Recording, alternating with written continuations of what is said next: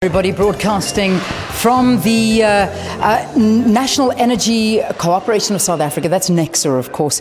This housing the 20 megawatt tank and pool type nuclear reactor. It's SAFARI-1, and it's turning 50 today, and that's the reason that we're broadcasting from here. 50 years of creating unbelievable things from this particular nuclear reactor. I think we've been trying to tell you throughout the broadcast the things that nuclear does.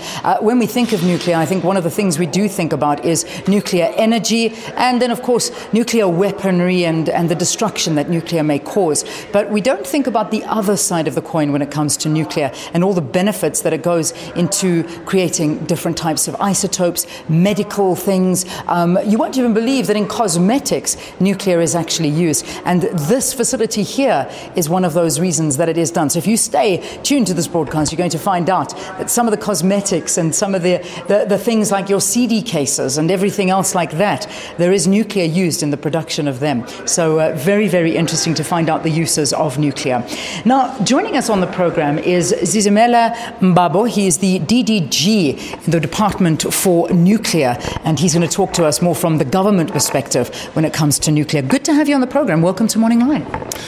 Good morning, Leanne and viewers at home. Yeah. Thank you for the opportunity. Today we are gathered here at NECSA. We are celebrating the 50-year anniversary for the SAFARI research reactor. This reactor is very key to our nuclear technology development as a country, from a historical perspective as well as for the future perspective as to how we as a country are going to be rolling out the nuclear build program. Yeah. Let's just, in terms of the future for South Africa, is nuclear the future? Is that the future of when it comes to energy, when it comes to everything that has to do with power in this country? Are we very determined that nuclear is the way to go? Leanne, that's correct. As you know, the government promulgated the Integrated Resource Plan for 2010-2030, which provides a balanced energy mix, which include coal, include gas, include renewables and nuclear as part of the baseload electricity that we need for the country over the 20-year period.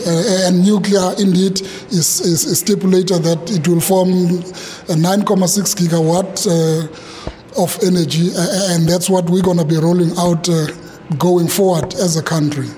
We are now at the stage where we have engaged with various vendor countries in terms of determining their capability and their proposals as to how they want to implement the nuclear build program if they were selected to implement it.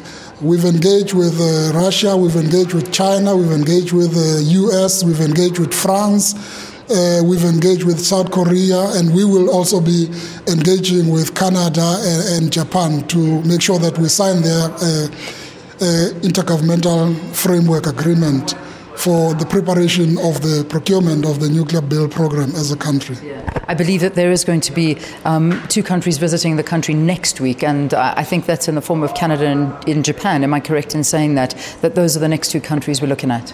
Yes, those are the two countries we are looking at next week, wherein our South African experts will be engaging with these countries in terms of them making proposals as to how they believe they can implement the nuclear build if they were selected to implement the nuclear build. I need to also highlight, Leanne, that the procurement process has not started.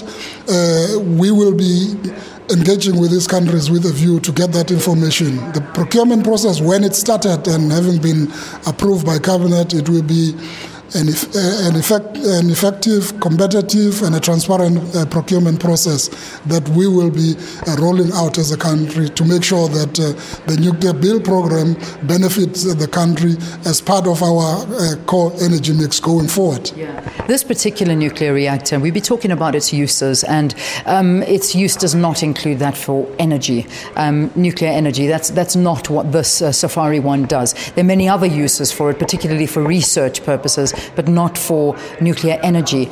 Talking about nuclear energy and the way forward for South Africa, what's happening on that behalf? The way forward for South Africa, as you know, we are the member state to the International Atomic Energy Agency, so we use nuclear technology for peaceful purposes. And going forward, we will be rolling out the nuclear build program, where we're looking into rolling out the entire value chain, which includes generating power, which include medical applications, which include skills development, research and development. And you've talked about SAFARI. SAFARI has been at the core of developing and making sure that it trains our experts in the country. And going forward, we see NEXA still playing that role, making sure that it becomes the anchor of skills development. NEXA and ESCOM are critical government state-owned entities that have got the capability for rolling out the nuclear build program. And we see NEXA still taking us into that space going forward. What do you say to South Africans that are very skeptical about nuclear? When I suppose when a lot of people think about nuclear, they think about instances of Fukushima and that devastating event that took place there, and different instances of devastating effects of nuclear. What do you say to these to these people that worry, which is a natural fear, I imagine?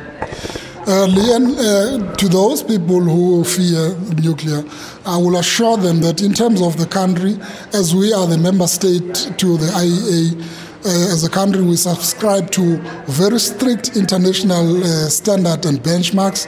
In the country, we've got our own national nuclear regulator, which makes sure that it oversees the safety use of this nuclear technology.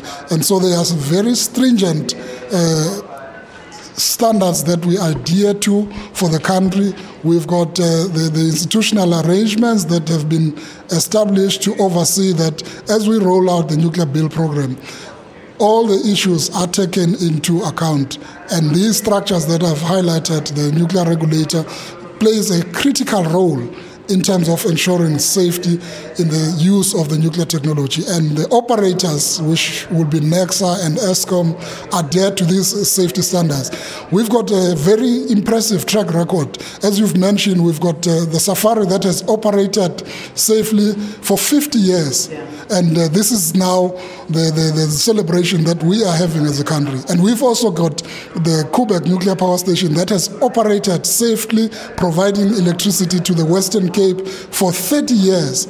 And as a country, we should be proud of the track record that we have built over the years in terms of the skills, in terms of knowledge, and in terms of our reputation in the international world. We are also need to mention, Leon, that NEXA plays in this international space as we are as a country. And we are blessed, we are graced by having international guests from various international countries, which would include China, including the countries like France, the US, who are already visiting the country here. And also, we are blessed to have one of the international guests from the International Atomic Energy Agency, the Director General, who will be also part of this celebration. And we also have WANO, we've got ESME, all visiting the country. And this is a very important event for the country. Unbelievable. Well, thank you so much for talking to us about it and for being a guest here on Morning Live. Zizamela Mbabo, who is the DDG of Nuclear in the Department for Government. It's lovely to have you and enjoy the celebrations today. 50 years of SAFARI-1, that's what we're celebrating today here in Pelindaba. In fact, there's a wonderful event that's taking place tonight that the President himself, President Jacob Zuma, will be attending and will be the guest of honor and main speaker alongside the Minister Tina Joemat-Pettersson as well. So it'll be interesting to see what is said at the event tonight regarding nuclear. All right.